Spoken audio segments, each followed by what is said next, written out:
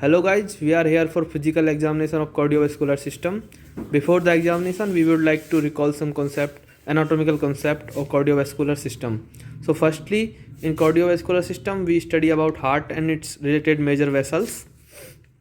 The heart is main organ that regulate the blood flow. The heart is made of four chambers: right atrium, left atrium, right ventricle, left ventricle. The right ventricle occupies most of anterior cardiac surface. This chamber form a wedge-like structure with pulmonary artery to behind the left of sternum. Right ventricle, right ventricle inferior border lies below the junction of sternum and xiphoid process. The right ventricle narrows superiorly and joins the pulmonary artery at the level of sternum angle or base of the heart. The base of heart is clinical term that refers to superior aspect of heart at right and left second interspace. The left ventricle behind the right ventricle and to the left form lateral margin of the heart. It tempered inferior tip, often known as apex of the heart. It is clinically important because it produces a apical impulse identified during palpation of precordium as a point of maximal impulse as known as PMI. The impulse locates the left border of heart and is normally found in the fifth intercostal space. The PMI is always not palpable even in healthy patient with a normal heart. Detection of this affected by both patient position and habitus during examination. In supine patient, the diameter of PMI may be as large as quarter, approximately 1 to 2.5 centimeter. Above the heart lie the great vessel. The pulmonary artery bifurcate quickly into its left and right branches. The aorta curves upward from left ventricle to the level of sternal angle. On the medial border, the superior and inferior vena cava channel venous blood from upper and lower portion of the body into right atrium.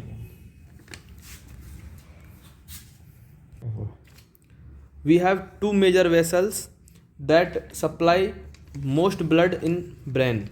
The jugular vein provide an important function. The jugular vein have two branches: internal jugular vein and external jugular vein. The external jugular vein course superficial to oblique across the sternocleidomastoid muscle in the superficial fascias. And internal jugular vein lies deep to SCM muscle.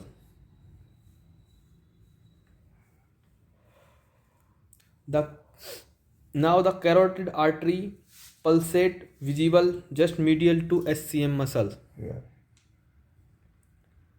Now we are going to physical examination. Firstly, we are going to check jugular venous pressure and pulsation. Firstly, we have to identify the JVP. Make the patient comfortable. Raise patient head slightly above and set the bed approx 30-degree angle. We should use tangential light. Focus on right internal jugular vein. Look at the pulsation in suprasternal notch. Identify the highest point of pulsation. Extend a long rectal cord horizontally from this point and a centimeter ruler vertical from sternal angle at right angle. Measure the distance vertically above the sternal angle where the horizontal object cross the ruler and add to this 5 centimeter. The sum is JVP, jugular venous pressure.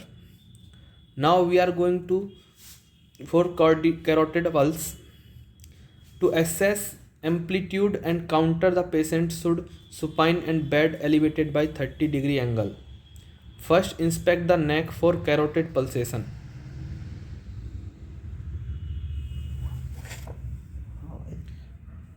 Visible just medial to SCM. Then place your finger to lower third of neck. Never palpate both carotid arteries at same time. This may decrease blood flow to brain and induce syncope. Now we are going to check for bruits. Auscultate both carotid artery to listen a bruits, a murmur like sound arising from turbulent flow. While assessing this, ask patient to stop breathing and then listen using with diaphragm of stethoscope. इधर 2-3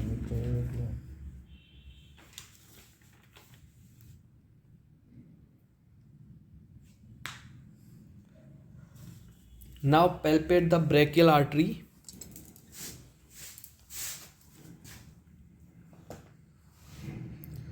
The patient's arm should in rest. Cup your hand to support the elbow.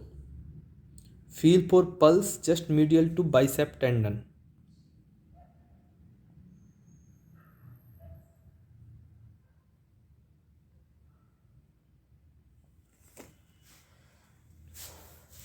Now we are going to examine the heart.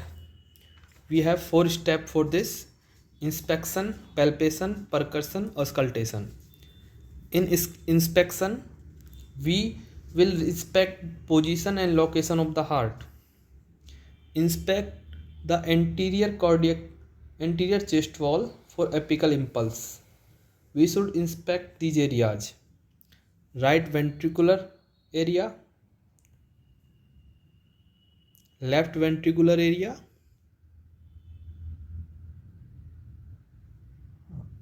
pulmonary area, and aortic area.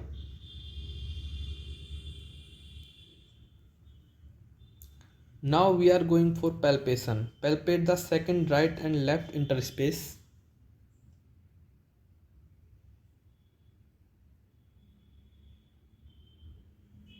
As previous, palpate all areas.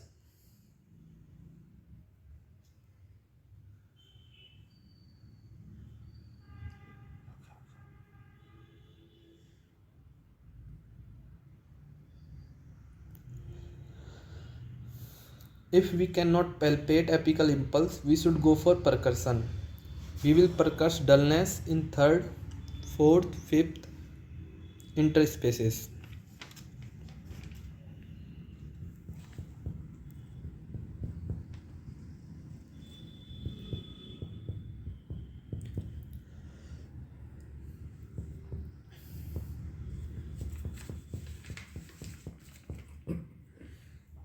Now we would like to auscultate. We are using the diaphragm for high pitch S1 and S2 sounds.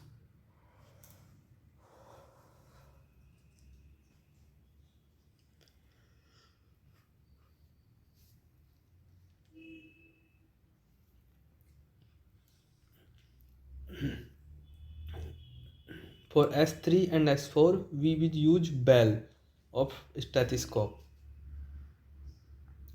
We will check mitral stenosis in apex area.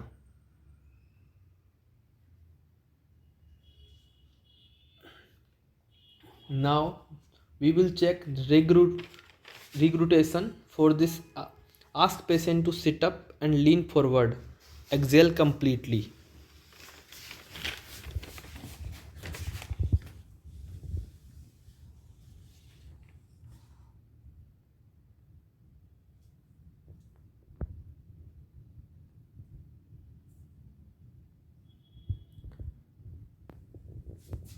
Check all sound and